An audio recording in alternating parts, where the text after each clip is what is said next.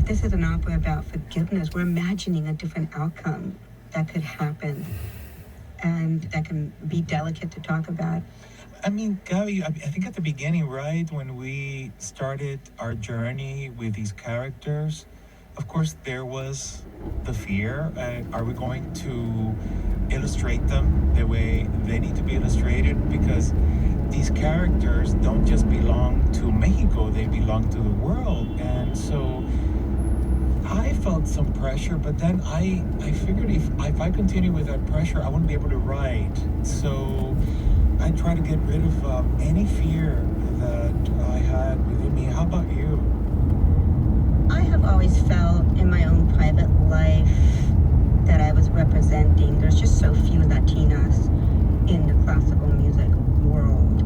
And these days, I'm one of the only ones working at a certain level, and I'm trying to open doors for everybody. So, the feeling of pressure to represent Frida and Diego was one that was familiar. It was just transferred a little bit. And I also was sensitive to the fact that you and I are not of Mexican ancestry. We're Latinos and we're very connected to our cultures. But as a young composer, I had done some study of Latin American history in general because it helped me understand as an American-born daughter of an immigrant in the diaspora what the shared histories are.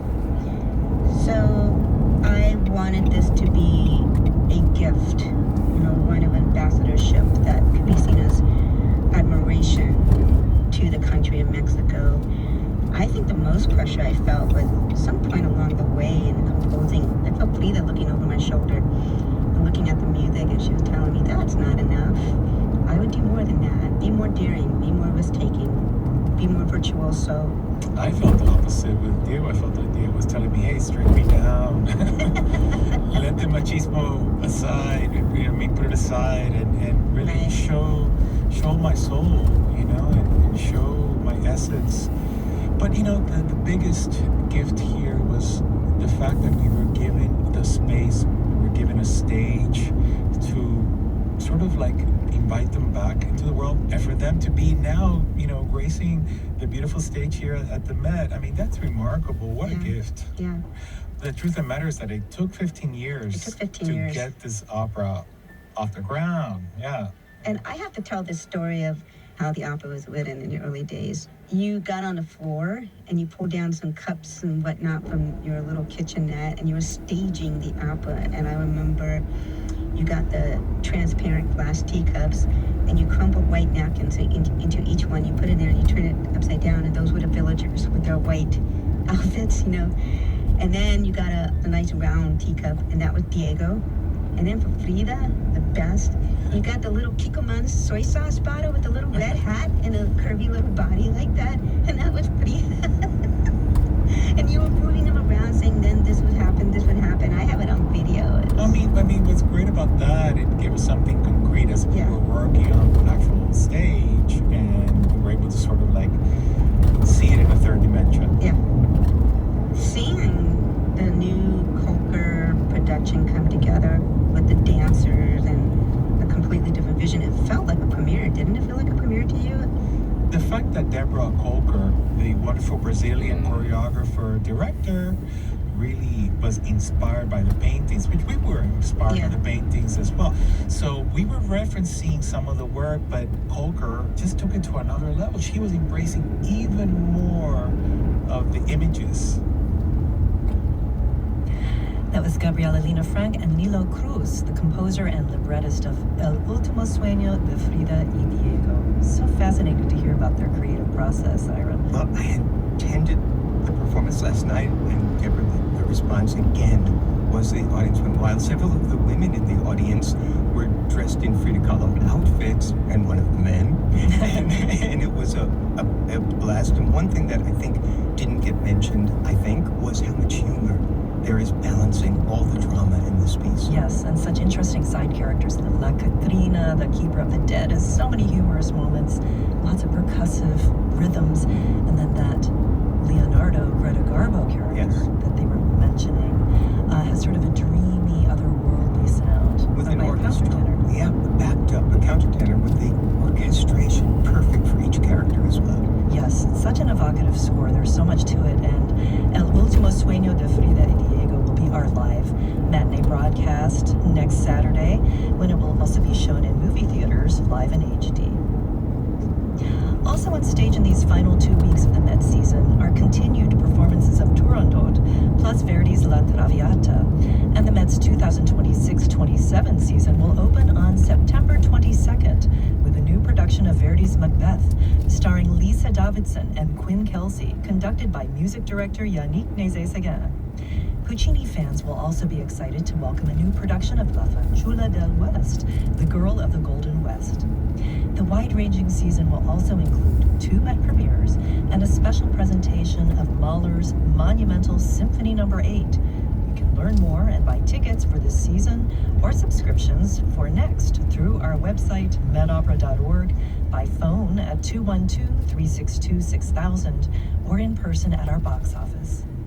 And if you'd like to listen to our radio broadcasts, archival and live around the clock, we do have our very own channel on the SiriusXM app, Med Opera Radio. Coming up soon, Act 2 of Turandot. And now let's look ahead to next Saturday's matinee from the Metropolitan Opera.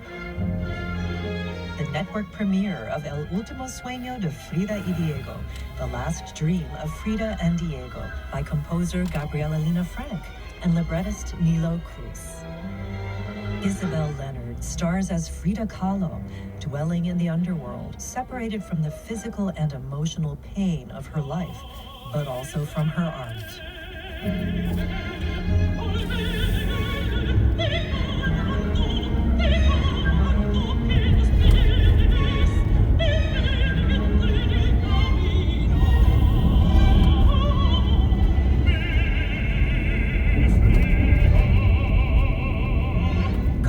Alvarez is Diego Rivera, who calls to his love on the Day of the Dead.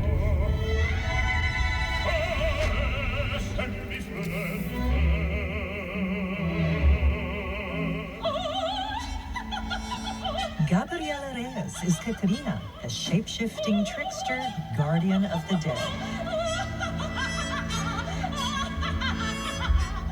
And Niels Vonderer is the actor Leonardo, whose longing to return to life and art inspires Frida.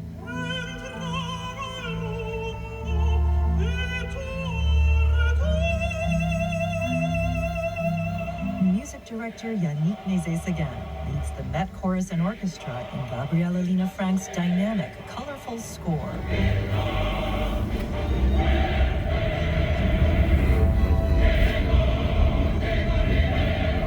Join us next week for El Último Sueño de Frida y Diego, our final live Saturday matinee broadcast of the season.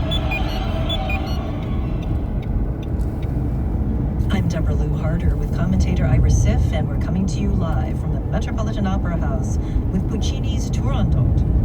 Before we dive into Act 2, let's revisit a favorite feature from our broadcast archives. Ira, earlier you mentioned Puccini incorporating some authentic Chinese music into this score. Yes, in addition to looking at published collections of Chinese folk music, he received help from his friend, the Baron Fassini Camosi, who'd been a diplomat in China. And the Baron had a music box that played Chinese melodies, and in 1920, Puccini visited him and transcribed these tunes. Decades later, the scholar William Weaver tracked down that music box, which was in the possession of the Baroness Fassini. Weaver described this quest during a feature that was aired on a Met broadcast back in 1969. He and a couple of his colleagues visited the Baroness in Rome, and she was happy to play the music box for them if she could just get it to work. The Baroness reappeared with a very sinister-looking screwdriver in her hand and began poking at the machine, at the cylinder inside the box. Finally, after a few fits and starts and coughs and creaks, we heard the first tune.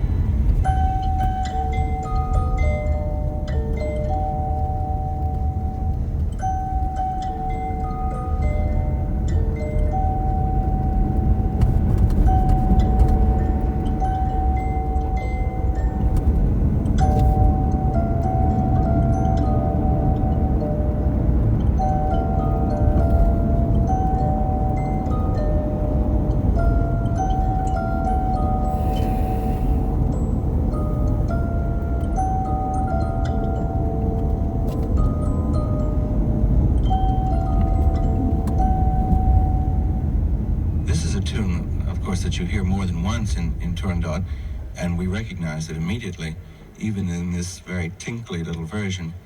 Actually, one of our greatest difficulties in taping the tunes from the Baroness's music box was the excitement of the Baroness herself.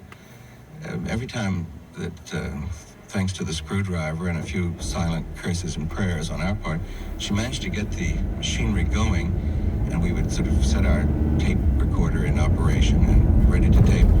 The Baroness would become so excited that when the tune came on, she would start singing along with it, and we couldn't get a clean recording. So finally, with the ruse of asking tactfully for a drink of water, we managed to get her out of the room long enough to tape the other two tunes. Anyway, here's the second number in the Music Boxes program. See if you recognize it.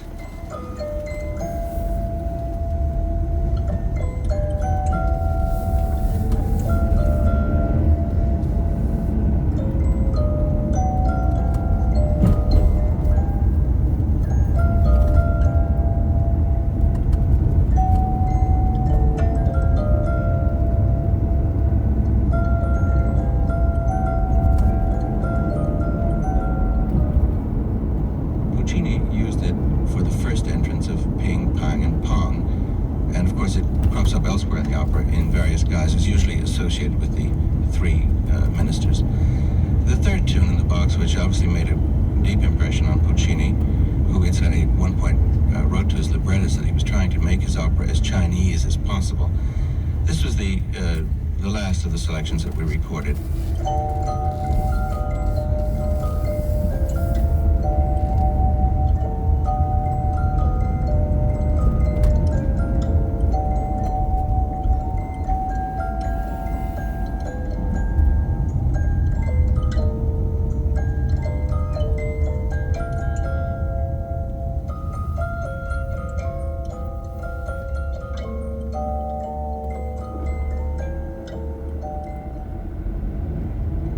William Weaver speaking on a 1969 Met broadcast and playing a recording of the actual Chinese music box that Puccini listened to as he prepared to write Turandot. So interesting to hear, Ira. Yeah, I love hearing that what he called tinkly sound, knowing that was what Puccini himself heard. That final melody Weaver played was what Puccini turned into the Imperial Hymn, which will figure prominently in the next act coming up. Yes, Act 2 of Puccini's Turandot will begin in a few minutes. To recap a little before our synopsis, Prince Koloff is determined to win the hand of the Princess Turandot. By decree, he must solve 3 riddles she poses, and if he fails, he'll be put to death. As it begins, Turandot's 3 ministers, Ping, Pang, and Pong, are getting ready for the riddle ceremony. They expect Koloff to fail, as so many princes have before him. Weary of the bloodshed, the ministers dream of the day when someone will finally win the princess's hand, and they can retire to their peaceful homes in the countryside. The next scene takes place in the vast imperial throne room. Turandot's father, the ancient Emperor Altum, is also disheartened by all the bloodshed, and he tries to dissuade Koloff, but to no avail. So the Mandarin announces the terms of the trial, and Turandot arrives for the riddle ceremony.